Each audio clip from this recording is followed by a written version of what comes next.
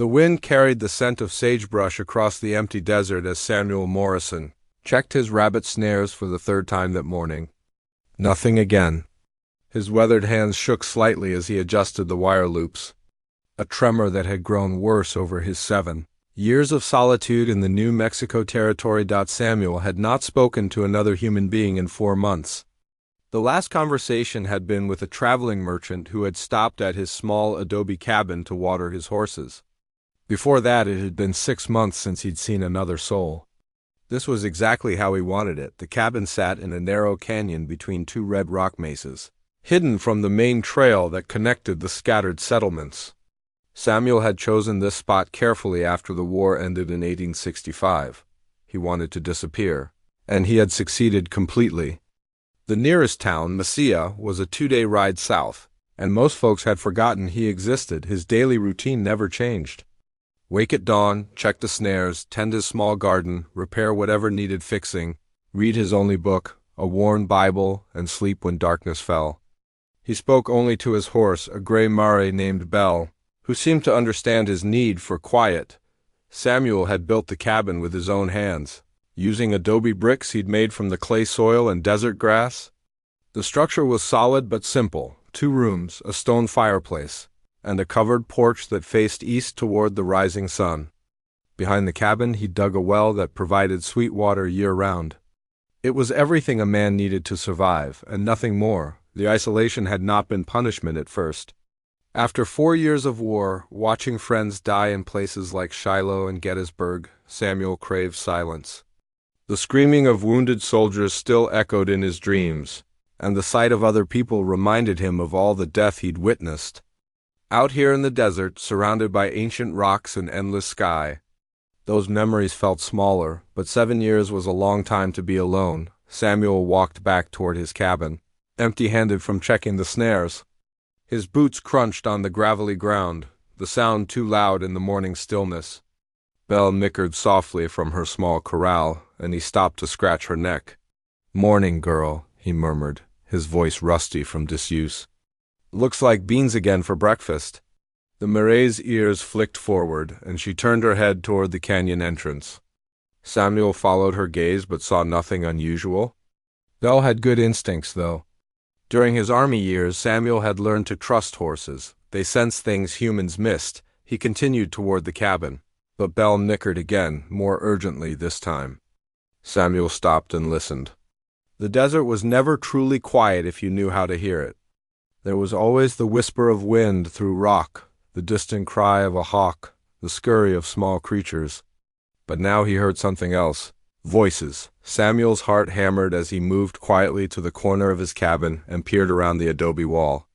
3 figures on foot were making their way up the narrow canyon trail. Even from a distance, he could tell they were struggling. One person was being supported by the other 2, all of them moving slowly. His first instinct was to hide inside the cabin and wait for them to pass. Whoever they were, they couldn't know about his place. The trail led deeper into the canyon before ending at a sheer rock wall. They would turn around eventually, but as they drew closer, Samuel could see more clearly. 3 women, all Apache by their dress and appearance. The one in the middle was injured, her head wrapped in a blood-stained cloth. The other 2 looked exhausted, their faces drawn with worry and fatigue. Samuel retreated to his porch and sat heavily in his wooden chair, trying to think. He had not seen Apache in this area for over 2 years. The tribes had been pushed further south and west by the army and the increasing number of settlers. What were 3 Apache women doing out here alone? And why were they heading up a trail that led nowhere? The answer came to him slowly. They weren't looking for the trail to continue somewhere else. They were looking for refuge, a place to hide. Someone must have told them about the canyon, about the hidden cabin. As they approached, Samuel could hear them speaking in their native language. The injured woman stumbled, and her companions caught her before she fell. They were maybe 50 yards away now, close enough for Samuel to see the determination in their faces despite their obvious exhaustion. The woman on the left was young, perhaps 20, with intelligent dark eyes that constantly scanned their surroundings. The one on the right appeared older, maybe 35. with gray streaks in her long black hair and the bearing of someone accustomed to leadership. The injured woman between them was hard to judge, but Samuel guessed she was somewhere in the middle. They stopped when they spotted him sitting on the porch. For a long moment, nobody moved. Samuel felt his chest tighten with an old familiar fear, not of physical danger, but of human contact. After 7 years, he had forgotten how to talk to people. The older woman stepped forward and spoke in heavily accented English. "Please, senor. My sister, she needs help." Samuel's throat felt dry. He wanted to retreat into his cabin, to pretend this wasn't happening. But the injured woman swayed on her feet, and he could see fresh blood seeping through the cloth around her head. "What happened to her?" he asked, his voice barely above a whisper.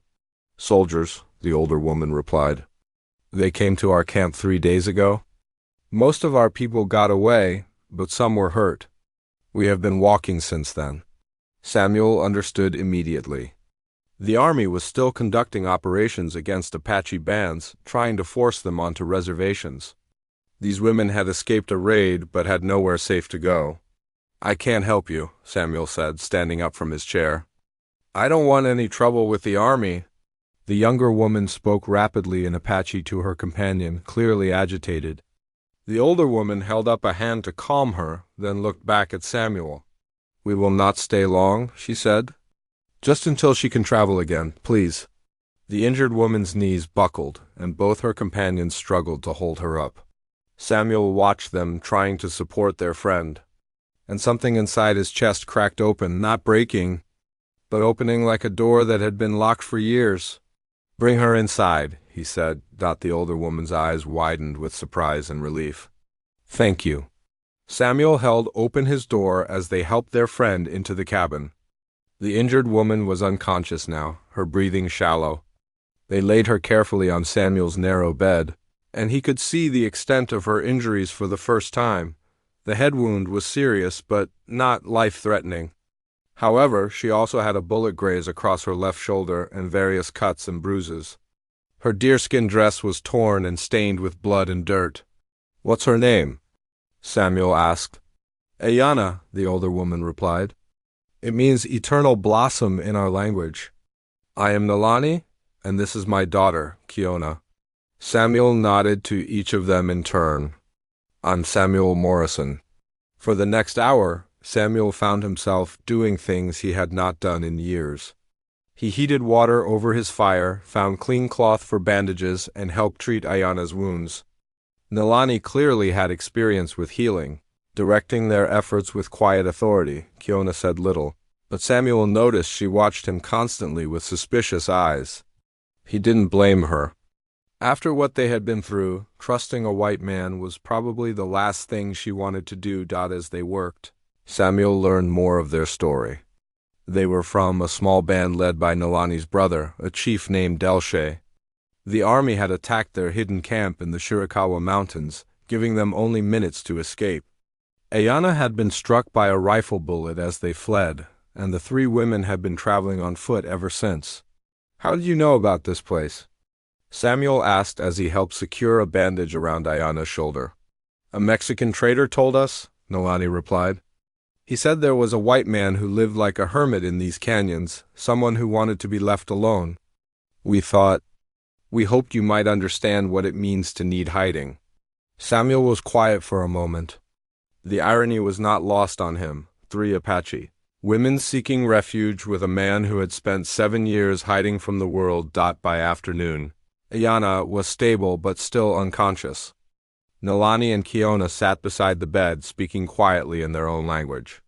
Samuel busied himself preparing food, an awkward host who had forgotten how to be around other people. He made a large pot of beans with some dried beef. More food than he usually cooked in a week. The smell filled his small cabin, making it feel more like a home than it had in years. When he offered bowls to his guests, Nalani accepted gratefully, but Kiona shook her head.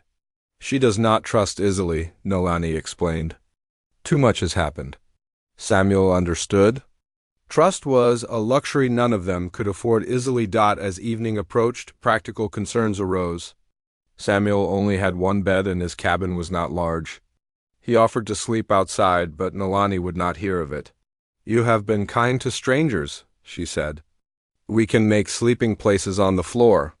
Samuel found extra blankets and helped arrange sleeping areas near the fireplace. The cabin felt crowded with 4 people, but not unpleasantly so. For the first time in years, Samuel fell asleep to the sound of other people breathing nearby. He woke several times during the night, startled by whispered conversations in Apache. Each time he lay still and listened to the soft voices of women caring for their injured friend. It was a sound he had not heard since childhood. What hour? The morning after the soldiers' visit brought an unexpected change to the canyon. Samuel woke to the sound of women's laughter, something he had not heard in his small cabin since, well, never. He lay still for a moment, listening to Ayana and Keona talking quietly while Nalani hummed what sounded like an Apache work song when he emerged from his sleeping area. He found Ayana sitting up properly for the first time, braiding Keona's long black hair. Both women looked up when he appeared, and Ayana smiled. "Good morning, Samuel. I feel much stronger today." Samuel nodded, struck by how different the cabin felt with people in it who were genuinely glad to see him. "That's good. Your color is better." Over breakfast, Nalani studied Samuel carefully. "You were a soldier for a long time," she observed. It wasn't a question. 4 years, Samuel replied. "Cavalry scout, mostly. Before that, I helped my father farm." "What made you stop?" Keona asked, surprising everyone including herself with the direct question. Samuel set down his coffee cup and was quiet for a long moment. "I guess I stopped believing it was right." "The war or the killing?" Nalani pressed gently. "Both," Samuel said simply. Ayana leaned forward slightly. "Among our people, warriors sometimes have dreams that tell them to put down their weapons. We call it hearing the peace song. Did you hear such a song?" Samuel considered this. "Maybe I did. I just know that one day I woke up and couldn't stand the thought of pointing a gun at another person. But yesterday you were ready to fight the soldiers to protect us." Keona pointed out. Samuel looked at her, startled. "How do you know that?" "I saw it in your eyes when you came back with news of the riders. You were preparing for battle." The observation unsettled Samuel because it was true. When he had seen those soldiers approaching, his first thought had not been to send the women away or hide himself. His first thought had been to protect them, whatever the cost. "That was different," he said finally. "Yes," Nalani agreed quietly. It was that afternoon, while Ayana rested and Nalani worked on repairing their torn clothing, Samuel found himself alone with Keona for the first time. She was sitting on his porch, keeping watch as she had every day since their arrival. Samuel settled into his chair nearby, unsure why he felt drawn to join her. After years of solitude, making conversation still felt awkward. "You don't trust me," he said after several minutes of silence. Keona didn't look at him. "I don't trust easily. Can't blame you for that." They sat quietly for a while, watching clouds build over the distant mountains. Finally, Keona spoke. "When I was 12, soldiers came to our village. They said they wanted to talk peace with our chief. While the men were in council, other soldiers surrounded our camp. They killed my father and 2 of my brothers." Samuel felt his stomach tighten. "I'm sorry." "The officer in charge looked just like you? Beard, blue eyes, same way of sitting his horse. For a long time, I thought all white men were the same." "Maybe we are," Samuel said quietly. Keona finally turned to look at him. "No, if you were, you would have turned us away. Or told those soldiers yesterday where we were hidden." "Then why don't you trust me?" Keona was quiet for so long that Samuel thought she wouldn't answer. When she spoke, her voice was barely above a whisper. "Because trusting you would mean admitting that I was wrong about something I've believed for 8 years. And if I was wrong about that, maybe I was wrong about other things too." Samuel understood. He had built his own beliefs around the idea that solitude was safety, that other people only brought pain and complication. Having these women in his cabin was forcing him to question everything he thought he knew about himself. That evening, Nalani asked Samuel to walk with her away from the cabin. They climbed to a small rise overlooking the canyon. where the last light of day painted the red rocks in deep shadows. Ayana will be strong enough to travel in 2 days, Nalani said without preamble. Samuel had been expecting this, but hearing it still sent an unexpected pang through his chest. Where will you go? South toward Mexico. We have relatives there who will take us in. The army is still patrolling those routes, yes, but we cannot stay here forever. Samuel picked up a small stone and threw it down into the canyon. No, I suppose not. Nalani watched him carefully. Unless you think we should? The suggestion hung between them like something fragile that might break if handled roughly. Samuel tried to imagine these women living permanently in his canyon, sharing his small cabin, changing everything about the careful isolation he had built. It wouldn't work, he said finally. The army will keep looking, and 3 Apache women can't just disappear? People would ask questions. And you don't want to answer questions. Samuel looked at her. Do you? Nalani smiled slightly. Fair point. They stood in comfortable silence as full darkness settled over the desert. In the distance, coyotes began their evening song. Samuel, Nalani said eventually, what will you do when we're gone? The question surprised him with its directness. Same thing I was doing before, I suppose. Will you? Samuel considered this. The truth was that he couldn't imagine returning to his old routine of complete solitude. The cabin would feel empty now in a way it never had before. The silence would be oppressive rather than peaceful. I don't know, he admitted. You could come with us? Nalani said quietly. Samuel stared at her. What? You could come with us to Mexico? Start over somewhere new? The idea was so unexpected that Samuel couldn't immediately process it. Leave his canyon? Travel to a foreign country? Live among Apache people as... What exactly? That's impossible, he said. Why? Because I'm... Samuel struggled to find words. Because I don't belong with your people. You don't belong with white people either. Or you wouldn't be living alone in a canyon. Samuel had no answer for that the next morning. Samuel woke to find Kiona gone from the cabin. Nalani and Ayana were preparing breakfast, but both looked worried. She left before dawn, Ayana explained. Said she needed to think. Samuel felt a stab of concern that surprised him. Where would she go? Not far, Nalani said. She knows these canyons are not safe for someone alone. But as the morning passed with no sign of Kiona's return, Samuel grew increasingly anxious. He found himself pacing his small cabin, looking out the windows every few minutes. I'm going to look for her, he announced finally. Nalani nodded. Take water. And Samuel, be careful. If Kiona doesn't want to be found, you might not find her. Samuel saddled Belle and rode out into the maze of interconnected canyons that surrounded his home. He knew this country well from years of hunting and exploring, but finding one person in the vast landscape would be difficult. He spent the entire morning searching, calling Kiona's name and listening for any response. The desert threw back only echoes and the distant cry of hawks.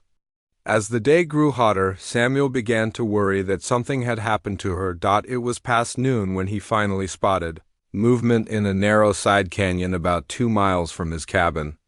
Kiona was sitting in the shade of a large boulder, apparently unharmed but clearly distressed. Samuel approached slowly, not wanting to startle her. Kiona? She looked up, her eyes red from crying. Go away. Samuel dismounted and ground-tied Belle, then walked closer. Your mother and aunt are worried about you. My mother is dead, Kiona said flatly. Nalani is my father's sister. Ayana is her daughter. We're all that's left of our family. Samuel sat down on a nearby rock, keeping some distance between them. I'm sorry. I didn't know. Kiona wiped her eyes with the back of her hand. The soldiers killed my mother too that day when I was 12. I watched her die. Samuel felt something twist in his chest. Kiona, I've spent 8 years hating people like you, she continued. It made the world simple. White people were evil, Apache people were good. Soldiers were killers, we were victims. Easy to understand. And now? Kiona looked at him directly. Now I've met a white soldier who saved my life, who risked his own safety to protect us, who treats us like human beings instead of animals." Samuel didn't know what to say to that. "It would be easier if you were cruel," Kiona said. "Then I could leave here knowing I was right about everything. But you're not cruel. You're just lonely like we are." Samuel considered this. Maybe lonely people recognize each other. Kiona almost smiled at that. Maybe they do. They rode back to the cabin together in companionable silence. When they arrived, Nolani and Ayana greeted Kiona with obvious relief, but no one asked questions about her absence. That evening, their last evening together, Samuel found himself memorizing details he had barely noticed before. The way Nolani hummed while she cooked. The sound of Ayana's laughter when Kiona told stories about her childhood. The graceful way all three women moved around his small space, making it feel larger rather than smaller. "Tell me about your dreams," Ayana said suddenly as they sat around the fire after dinner. "My dreams?" Samuel asked. "Do you dream about the war?" Samuel was quiet for a long moment. "Yes, almost every night. What do you dream?" "Blood, mostly. Friends dying. The sound of cannon fire. Sometimes I dream I'm still fighting, and I wake up reaching for my rifle." Ayana nodded thoughtfully. "Among our people, we believe that dreams like that mean the spirits of war are still with you. They need to be released." "How?" "Different ways. Sometimes ceremony. Sometimes by facing what you're running from. Sometimes by finding new purpose. I'm not running from an..." The first 3 days of their journey south tested everyone's resolve.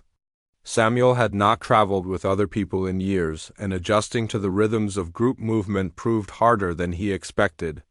The women, meanwhile, remained cautious about trusting their former hermit companion in the dangerous open country. They traveled mostly at night to avoid army patrols, resting during the hottest part of the day in whatever shade they could find. Samuel's knowledge of hidden water sources and old mining trails proved invaluable, but the constant vigilance required left everyone exhausted on the fourth morning. As they sheltered in a grove of cottonwoods near a small creek, Kiona spotted riders on the horizon. 6 men, she reported quietly. Coming from the east. Samuel studied the distant figures through his telescope. "Not army, look like bounty hunters." Nolani's expression darkened. "They hunt Apache people for the reward money?" Samuel felt anger rise in his throat. He had heard about such men but had never encountered them during his years of isolation. The idea of hunting human beings for profit disgusted him. "We need to move," he said. "This creek bottom won't give us any cover if they come this way." But Ayana shook her head weakly. The long nights of travel had reopened her shoulder wound, and she was losing strength daily. "I can't ride hard anymore," she admitted. "Maybe you three should go on without me." "No," Samuel said firmly, surprising everyone including himself. "We stay together." Kiona looked at him with something like approval. "Then what do you suggest?" Samuel studied the terrain around them. The cottonwood grove sat in a natural bowl surrounded by low ridges. Not ideal for defense, but it would have to do. "We make a stand here," he said. "If they're hunting you for money, they'll want to take you alive if possible. That gives us an advantage." Nolani looked doubtful. "For people against 6? I was a cavalry scout for 4 years, Samuel reminded her. "I know how men like that think." Over the next hour, Samuel helped position the women in defensive positions among the trees while he prepared to face the bounty hunters. His hands shook slightly as he checked his rifle, not from fear, but from the familiar pre-battle tension he remembered from the war. The riders arrived just before noon, spreading out in a loose line as they approached the grove. Their leader was a bearded man in a dirty coat who carried himself with the swagger of someone accustomed to easy prey. "Morning, friend," the man called out when he spotted Samuel. "Name's Carson. We're tracking some escaped Apache women. You seen anyone pass through here?" Samuel stood relaxed against a tree, his rifle held casually but ready. "Afraid not. Been fishing this creek since yesterday." Carson smiled, but his eyes remained cold. Mind if we look around? There's good money in it if you've seen them? I do mind, actually, Samuel replied calmly. This is my camp. The smile faded from Carson's face. Look, mister, we don't want trouble with you. Just looking for 3 Apache squaws that escaped from a raid up north. Worth $500 to the right people. Samuel felt his anger grow hot. I said no. Carson's hand moved toward his pistol. Maybe you didn't hear me right. $500. That's more money than most folks see in a year. I heard you fine, Samuel said. Now I'm telling you to ride on? The tension stretched between them like a wire about to snap. Samuel could see the other 5 men positioning themselves for a fight, clearly experienced at intimidating lone travelers. You know, Carson said conversationally, a man could get hurt out here, protecting people who ain't even his own kind. That was the moment Samuel realized something important about himself. For 7 years he had believed that his refusal to fight anymore made him a pacifist. But there was a difference between refusing to kill for causes he didn't believe in and refusing to protect people he cared about. They are my kind, Samuel said quietly. Carson's eyebrows rose. That so? Well then, I guess we got ourselves a problem. The fight that followed was brief but vicious. Carson went for his gun first, but Samuel had been expecting it. His rifle spoke once, and Carson pitched backward from his saddle. The other 5 men scattered for cover, clearly not expecting serious resistance from one man. But Samuel had chosen his position well, and the women had clear fields of fire. From their concealed positions, when Kiona's first shot dropped one of the bounty hunters, the remaining men realized they were facing more than a lone fisherman. When Nalani's second shot wounded another, they decided the $500 reward wasn't worth dying for. Carson's dead, one of them shouted. Let's get out of here. The surviving bounty hunters rode hard to the east, leaving their dead companions behind. Samuel waited until they were completely out of sight before emerging from cover. His hands were shaking now, but not from fear or excitement. The familiar post-combat nausea that had plagued him during the war was rising in his throat. Samuel, Ayanna called softly. Are you all right? He looked at her, then at Nalani and Kiona, all of them watching him with concern. These women who had trusted him to protect them, who had stood and fought beside him. I killed him, Samuel said, staring at Carson's body. Yes, Nalani replied simply. You did what you had to do. But I swore I wouldn't kill anyone again. Kiona walked over and placed her hand on his shoulder. You didn't kill a soldier following orders or a warrior defending his people. You killed a man who hunts human beings for money. There's a difference. Samuel looked into her dark eyes and saw something he had never expected to see there, respect. How do you know? He asked. Because my father was a warrior, Kiona replied. He taught me that some fights are necessary, even when you don't want to fight them. The spirits understand the difference, even if we don't always. They buried the 2 dead bounty hunters in shallow graves and moved on immediately, knowing that other hunters might come looking when Carson's men reported back to whoever had hired them. That evening, as they made camp in a hidden canyon 20 miles south, Ayanna asked Samuel to sit with her by their small fire.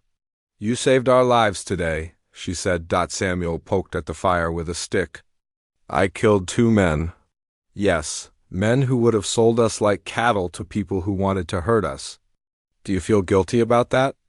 Samuel considered the question honestly. No, I feel sad about it, but not guilty. Ayanna smiled. That's the difference between necessary killing and murder. A good man feels sadness when he's forced to take life, even when it's the right thing to do. Is that what your people believe? It's what I believe. And you are a good man, Samuel Morrison.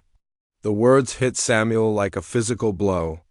When was the last time anyone had called him good? When was the last time he had thought of himself that way? I don't feel good, he said quietly. I feel like I've spent 7 years running away from everything important. But you stopped running, Nalani pointed out, joining them by the fire. That's what matters. Over the following week, as they continued their careful journey toward the Mexican border, Samuel found himself changing in ways that surprised him. The constant companionship of the three women was teaching him things about himself he had forgotten. He discovered he was naturally protective, not just in crisis but in small daily ways. He found himself checking Ayana's bandages without being asked, sharing his food when rations ran short, taking the hardest watches so the women could rest. More surprisingly, he found himself talking about things he had kept buried for years. Around their evening fires, the conversations ranged from practical matters to stories from their different worlds to deeper questions about life and purpose. "Why did you really become a soldier?" Kiona asked one night as they sheltered in an abandoned mining camp. Samuel had been expecting this question for days. "My father died when I was 19. The farm wasn't big enough to support my mother and sisters, so I enlisted. The army paid well, and I thought I'd serve my time and come back with enough money to buy better land." "But you didn't come back," Nolani observed.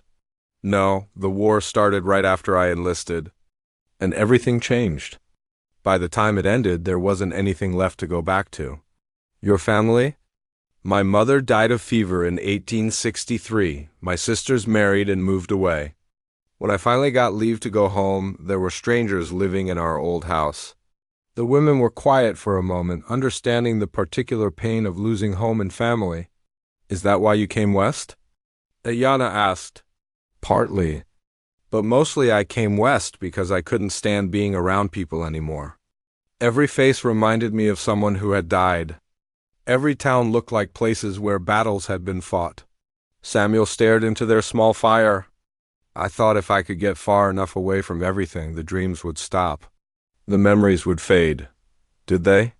Kiona asked. "No, they just got lonelier." 2 days later, they encountered their most serious challenge yet.